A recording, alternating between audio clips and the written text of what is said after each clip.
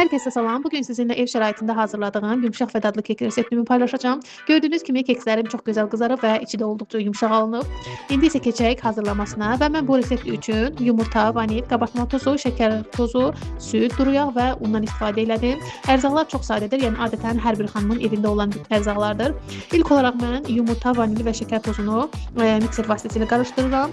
Daha sonra isə süd və duru yağımızı da əlavə edirəm. Bütün ərzaqlar bir-birinə qarışdıqdan sonra isə unu da əlavə edib hamar xəmir əldə edənədək qarışdırıram.